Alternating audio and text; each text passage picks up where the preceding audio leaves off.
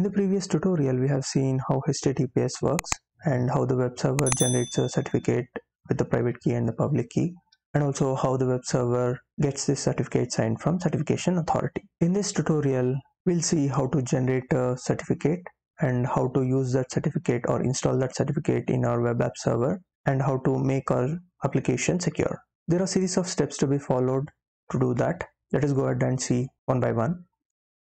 First, we need to create a Spring Boot project with below dependencies: Spring Boot Web, Spring Boot DevTools, and we'll create one controller and we'll create one method with @getMapping, and we'll return a string called welcome to my secure website, and we'll run the application and test this method.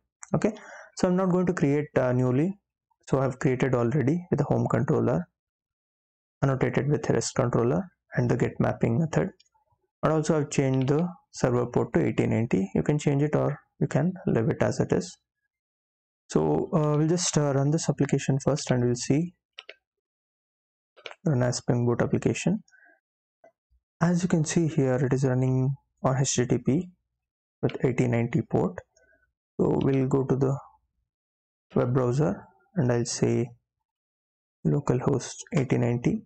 So it says welcome to my secure application, and you click here. It says your connection to this site is not secure because currently our application is not secure. And what I can do is I can just copy this and paste here to make sure we are on HTTP. So to make this secure, we need to generate a certificate. That is our next step. So to generate a keystore file, you have to type in this command in the command prompt of Windows. We'll go ahead and do it. So I'll just clear the console, and I have already typed in the command. So basically what you have to do is you have to go to the bin folder of JDK. You have to navigate here. Here only the killtool.exe file exists, so that you can run your command there. So we'll see what each command does. We are telling the key tool generate a key with the alias my HTTPS app alias and the store type JKS. There are other store types available. You can use any of those. I'm using JKS, which is Java Key Store. And what is the algorithm you want to use? I've given RSA, and what is the key size, which is 20482 MB, and what is the validity of it, validity of this particular key store or the certificate. I have given 365 days, which is 1 year, and what is the path you want to generate these key store files. So I've given DSSL certificate 1.2. Sorry, this is probably not 1.2, it should be 2. So I've created one folder in D called SSL certificate 2. So let us see what happens if I hit enter.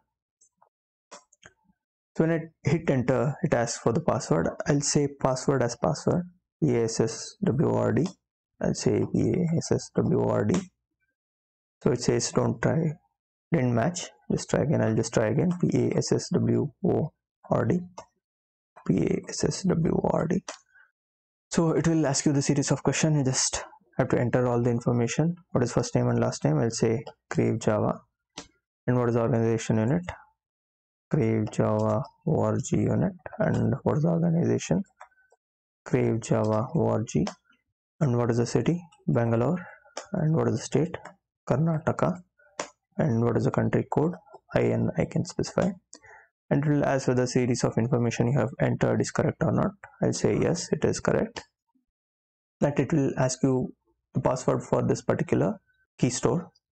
So I don't want to give any new password. So if I hit enter, it will use the previous password which we had given. So now the key store is generated in the location I have given. So this is the key store generated, wherein certificate as well as the public key and private key, everything resides. You can extract information from this if you have the password with you. So I'm not going to go in depth about it in this tutorial. So now the key store is generated. We'll go back and see what to do next. Once the key store is generated, we have to copy this key store into our application path, class path. We'll just copy this and copy inside resources folder. So this is my old one. I'll just delete it. Yeah, this is what the key store I have generated. So let us go back and see what to do next. So to make our application secure, we need to update few properties in application.properties file. We'll see what are all those. So basically you need to update, you no need to update the server port, just leave it as it is. So as I'm using server port 8090, so I'm just specifying it here. So what is the key alias we have mentioned? My app HTTPS alias, which we have given here. And what is the store type we have mentioned? JKS. And what is the password we have given? I had given password as a password, so I'm giving the same thing here.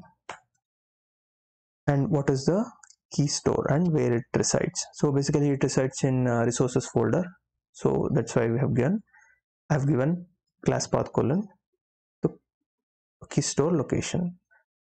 So once we are done with it, we'll run the application and see how it works. So we'll go back.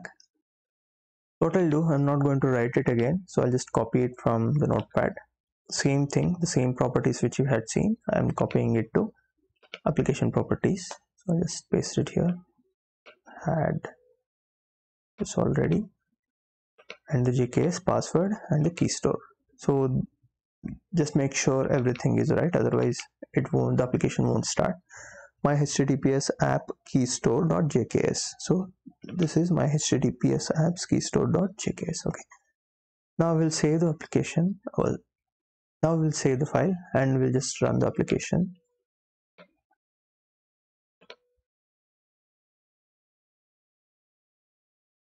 Now our application is started. As you can see here, it says 8090 HTTPS. Before it was HTTP. Okay, what we'll do, we'll just type HTTP localhost 8090 and hit enter. We'll see what happens. It says bad request. This combination of host and port requires TLS. It basically says your application is not running on HTTP. Your application is running on HTTPS.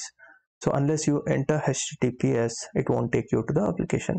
So in subsequent tutorials, we'll see when you hit HTTP with a localhost and 8090, how to automatically redirect to HTTPS port. As of now, we'll just copy this, paste in another tab.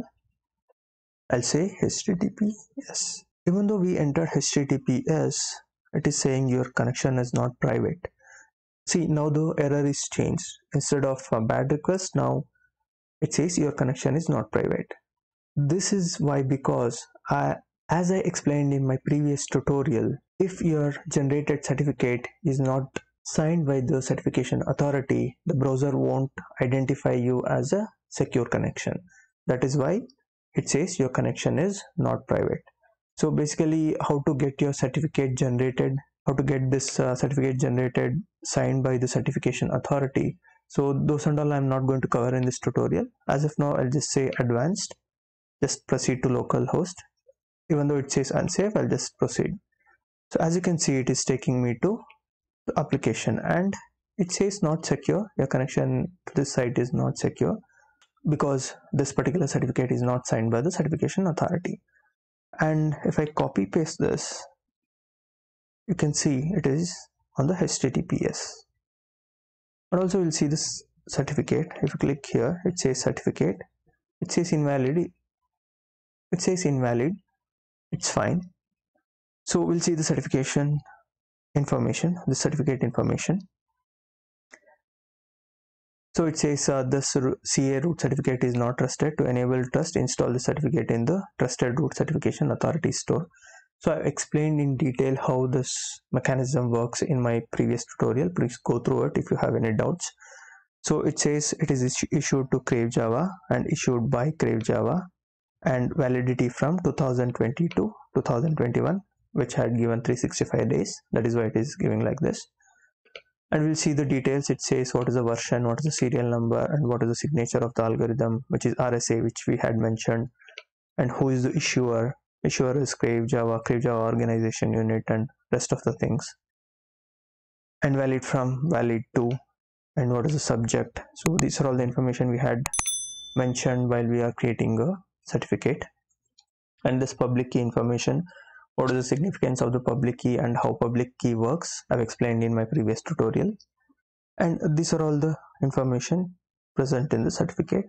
As this certificate is not signed by any certification authority, the browser cannot identify this particular certificate, so that it says the connection is not secure. So to avoid this, to make something like, if you go to google.com, go to google.co.in, if you see here, it says connection is secure and certificate is valid. So as you can see here,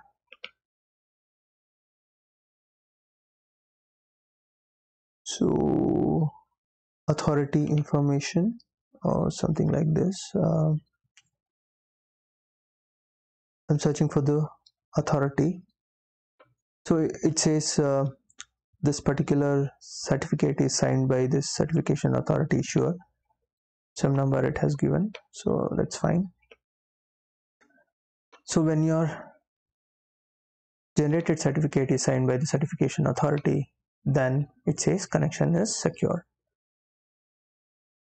So this is how in the production environment, so you have to get your certificate signed by the certification authority, so that whenever you access this URL, it says your connection is secure.